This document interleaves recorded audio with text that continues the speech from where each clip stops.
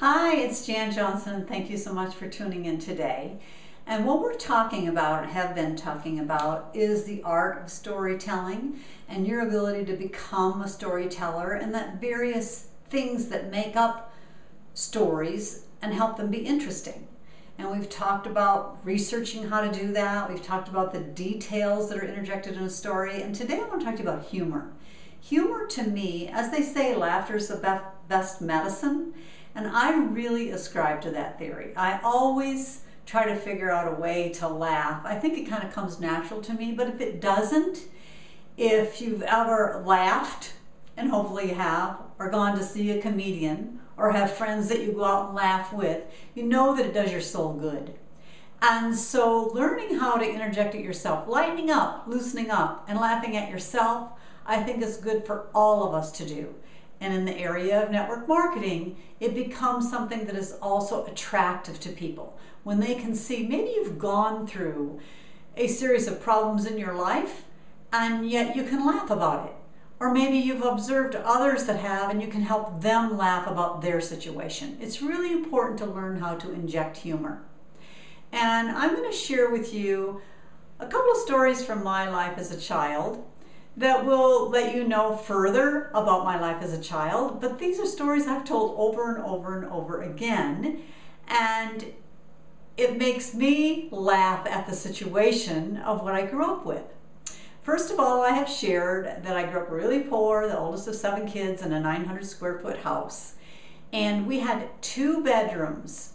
My mom and dad slept in one, and a baby sister slept at the foot of the bed. My sister and I slept in that bed together until they carried us to the couch, and we slept on the couch. Eventually I got tired of that and started stuffing cardboard boxes with newspaper and taking them down in the basement, and that's when I ended up sleeping in the basement on cardboard boxes with newspapers. The other bedroom had 2 sets of bunk beds in it. That's all that could fit in there. No dressers, no nothing. 4 kids slept in there.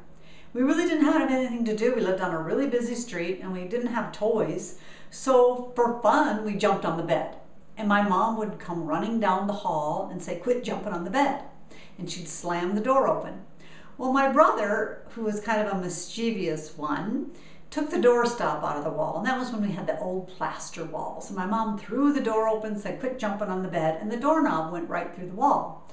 Well, that created a hole that never ever did get fixed. My dad was never around, working 3 jobs to try to support us all.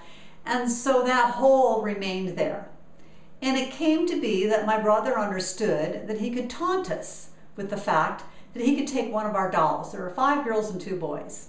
And he could take one of our dolls and stick his arm down the hall and say, "If you tell Mom, I'm going to drop this in the hole." Or, "If you do this, I'm going to put your shoe in the hole." And so he would start doing that. Then it became that my mom would say, "Where is Patsy's bottle? Is it in the hole? Teddy, did you throw that down the hole?" Or, "Where is this piece of clothing? Could it be in the hole?" And it just became funny to me because I started thinking everybody had a hole. If I was at their house as a friend and they were looking for something, I'm thinking, well, maybe it's in the hole. And not realizing not everybody had that. Just as a child formulating my experience, it's comical when I look back at that existence. And I've often said that the house now is probably worth more if they dug in that wall and found all that memorabilia from back in that day, given what could be stuck between those walls still. Another little story from my childhood is that my mom would once a week buy steak. Believe it or not, it was a round steak. And she cut it in half. That half went to my father. The other half got divided between my mom and the rest of us 6 kids. So there were just a few, or 7 kids, there was just a few bites there for each of us. And it was really not a very good piece of steak. And so to try to tenderize it, she used to put flour on each side and take an edge of a plate and beat it with the plate. I didn't like it at all. She'd flip it over and do the same thing. And we had that once a week. And I remember when I grew up and I went out on a first date for some kind of homecoming or something, and my date said, "Oh, they have steak here."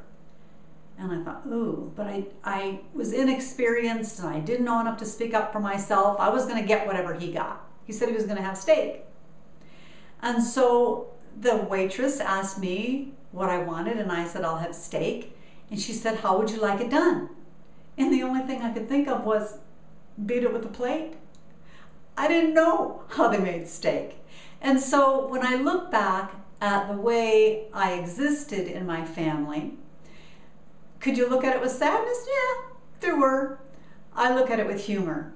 And I've come to believe that I attract people in life because I look at life that way, and I try to make them laugh, which makes me more relatable. And in network marketing, if you can get someone to relate to you, they want to feel comfortable with you, and then they'll start laughing and they'll open up and tell a story from their childhood or their work related story kind of thing, because they feel comfortable doing so because you related to them with humor and you have a good time. They want to be around that, and by being around that, they can do that by joining you in your business. Think about that. Try to interject humor, and I hope you enjoyed today. If you did, then please comment and share. Thanks a lot.